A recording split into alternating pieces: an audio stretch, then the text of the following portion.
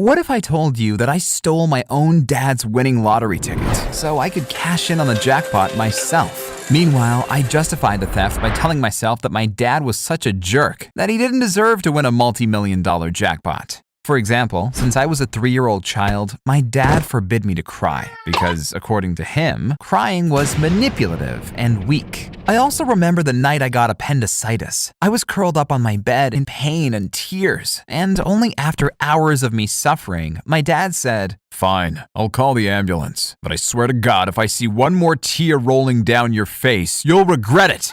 And so the ambulance came and took me to the hospital. The whole way there, my father kept staring at me to see if I showed any more signs of weakness. Worse, though, was that my dad forbade my mom to show any affection towards me. Nothing made my dad angrier than seeing my mom wish me a good day at school or ask me how my day was. So eventually, she gave up and stopped showing that she loved me. She just couldn't take dad's punishments anymore, and I can't blame her for that. However, it hurt to not feel loved by my parents, and I think we all develop different coping mechanisms to deal with our pain. Some people become workaholics so they can stay at work all day and avoid the problems in their marriage. Others live in complete denial of reality. And then there are people like me who turn to drugs to temporarily escape the pain. For me, it started with junk food, but as time went on, I switched over to worse and worse stuff, whatever I could get my hands on to shortly take my mind off my problems. Meanwhile, I blamed everything bad in my life on my dad. Almost as a revenge, I kept stealing stuff from him, and once a week I checked his lottery tickets. I did it for years to see if he ever hit it big. Sometimes he'd win a few $100s, but it was never enough to be worth stealing. Well, until he hit the jackpot. You see, the lottery numbers are drawn on Saturday night, and my dad only checked his lottery numbers on Sunday morning. So in the night in between, I faked a burglary at our own house. I did so by smashing the little basement window we had, because there, no one could hear the noise of the broken glass. I climbed inside, made a huge mess to make it look like a real robbery, and then stole both my mom's and dad's purses. Luckily, the next morning, when my dad found out that someone had broken into his house, he got so upset that he completely forgot about the lottery ticket. He had no suspicion whatsoever. A week later, I finally went to my state's lottery headquarters to cash in on the prize. I was lucky that I'd been named after my dad because he had written his signature on the back of the lotto ticket, and it looked similar enough to the one on my own ID. I thought that was enough to prove that I'd been the one who'd purchased the ticket. But these lotto people also checked whether the store my dad had purchased the ticket from had a video camera installed. Luckily, it didn't, because otherwise I would have been in serious trouble. Anyway, just 5 days later, they wired me the jackpot into my bank account. You might wonder why I haven't mentioned yet how much I actually won. That's because I lost it all later on, and I hate thinking about it. But my jackpot winnings were $15 million. The first thing I did was to move away from my parents. Of course, I hadn't told them that I was rich now, but I did ask my mom if she wanted to leave dad and come with me. Unfortunately, she said no and stayed with that douchebag. Either way, I was 18 years old and a deeply damaged human being. My parents had emotionally neglected me for most of my life. For years, no one had given me a hug or told me that they loved me. But now, I was free of them and decided to move to Miami. I got myself a fake ID and went partying every night to meet beautiful women. It's just so easy when you're rich. It felt as if everyone loved me. Meanwhile, I was eager to impress all these people I met with my money because deep down, I still felt that without money, I wasn't worthy of anybody's attention or love. So I became the cool rich guy that buys drinks for everyone. One of my new friends even asked me to borrow him $40,000 for a business idea he had. He said he could pay it back with interest within 2 weeks. Deep down, I knew I couldn't trust the guy, but I didn't want to look cheap or like $40K mattered to me, so I just gave him the money.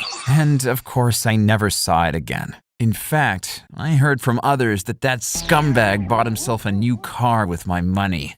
Worse than the friends I made during that time were the girls I met. Just never date a girl that likes you for your money. Never. I thought Selena was different because she always told me to stop taking so many pills. That's why I thought she actually cared about me. However, despite my best efforts, I failed again and again to overcome my addictions. That's why Selena was so disgusted by me. She often called me pathetic, and one time she said, "Why do even date you if you will OD anyway? Looking back, I can see how cruel she was. But at the time, I would have done anything to not lose her. I just loved her too much. So to compensate for my character flaws, I spent more and more money to keep Selena happy. One time I overslept and missed our brunch date. So as an apology, I took her on a trip to Italy. We flew private, and all in all, it cost me $350,000. At that point, I had spent half of my $15 million jackpot winnings. Of course, the closer I came to losing all my money, the more anxious I got. And the more anxious I got, the more pills I took to quell my anxiety. It was a vicious circle. When Selena again threatened to break up with me over my addictions, I begged her to give me one last chance. She agreed under the condition that I checked myself into rehab. So that's what I did. While in rehab, my mom came to visit me, and it broke her heart to find out that I was an addict. She blamed herself for my problems and kept apologizing for having been such a bad mother. I asked her, "How is Dad doing?" And she told me that he had recently lost his job and had become even more violent than usual. She said he was always angry and often went to certain shady places. I said, "Perfect, Mom. You're finally fed up with him. Now dump him and move in with me. I need you as support, and maybe you need me too." "But I haven't had a job in decades. How could I afford to leave him?" "I told you I won some money gambling. I will take care of you." It took a few more months before my mom made the final jump and moved in with me, but it gets better. My dad was so mad at my mom for leaving him that he immediately filed for divorce. That's why on the day she signed the divorce papers, I sent $1 million right into her bank account, with my dad getting none of it because they were divorced now. My mom was financially independent now and has since even managed to find a new boyfriend who treats her well. However, once I got out of rehab, my anxiety quickly came back. Probably because I still loved Selena and spent way too much money on her. One night, I calculated how much longer I could afford to pay for her expensive lifestyle needs, and it came out to only about 9 months. Then I'd run out of money and be broke. Realizing I was out of options, I had a full-blown panic attack and relapsed into drugs. I went to a bar and drank to calm myself down. Unfortunately, that's when I had a really dumb idea. I thought my life would be worthless soon anyway once I'd lost all my money. So why not risk it all? I decided to go to a casino and asked how I could bet a large sum of money. They told me I could transfer the money to their bank account. And so I waited until my bank opened the next morning and told them to transfer all of my remaining money, around $5 million, to the casino's bank account. Everything I owed was on the line, and at 11 a.m. in the morning, I went back into the casino. They confirmed the bank wire was successful and asked me what I wanted to play. I only knew how to play roulette, so I nervously walked over to the table. I could have bet all my money on either black or red and doubled my money, but I wanted to get back to my initial $15 million.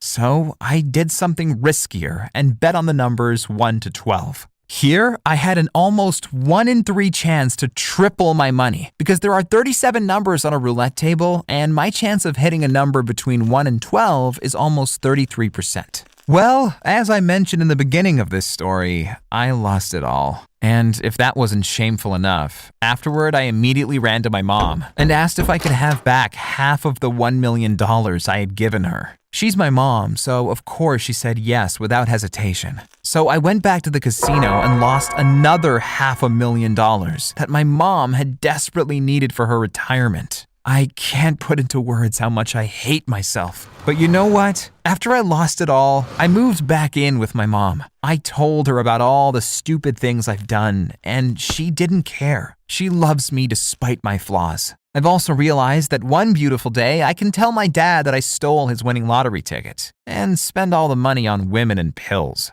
I can't wait to see his face. He will probably try to kill me. But I'll wait until my mom has spent her remaining $500,000 because otherwise my dad might get half of it because it came from his lottery ticket while they were still married. At the same time, I've kind of learned to forgive my dad for being such a bad father and husband. Mom recently told me that my dad's mother excessively drank alcohol during her pregnancy. So maybe my dad's brain didn't get enough oxygen in her belly, and that's why he became such a douchebag. Mom also told me that despite everything, Dad had always believed that his strict parenting style was good. He thought he was doing what was necessary to raise a disciplined and successful son. Well, I don't know what to make of all this, but I know I have to stop taking pills and stop blaming my dad for everything bad in my life.